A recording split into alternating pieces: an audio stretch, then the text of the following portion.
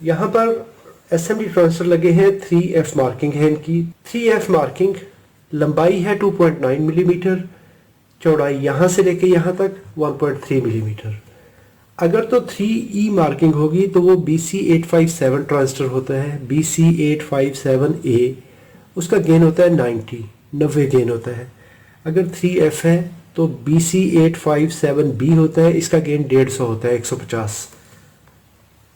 100 मिली ampere का 50 volt का PNP transistor है। बेस, इमिटर, कलेक्टर हमने आइडेंटिफाई किया कि ये बेस है, इमिटर है, कलेक्टर है। तो बेस नेगेटिव होता है, वहाँ पे ब्लैक लीड रखेंगे, इमिटर पे रेड लीड रखेंगे। जहाँ पे रीडिंग हमें ज़्यादा मिलेगी वो इमिटर होगा। यहाँ पे 742 है, यहाँ पे 737 है। जो रीडिंग कम है वो कलेक्टर है, जो रीडिंग ज़्यादा है वो एमीटर है। इसी तरह यहाँ पे देख लें 742, 738। लीडर रिवर्स कर लें।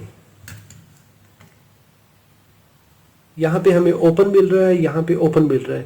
बाज़ औक़ात हमें यहाँ पे रीडिंग मिलेगी लेकिन वो हाई रीडिंग होगी, 0.7374 से ज़्यादा होगी। वो रीडिंग होती है इसके बैरूनी कंपोनेंट की वजह से। बाज़ औक़ात बेस से एमीटर की तरफ रजिस्टर लगी होती है, बेस से कलेक्टर की तरफ हो सकती हैं। तो उस सूरत में यहाँ पे हमें हाई रीडिंग मिलेगी।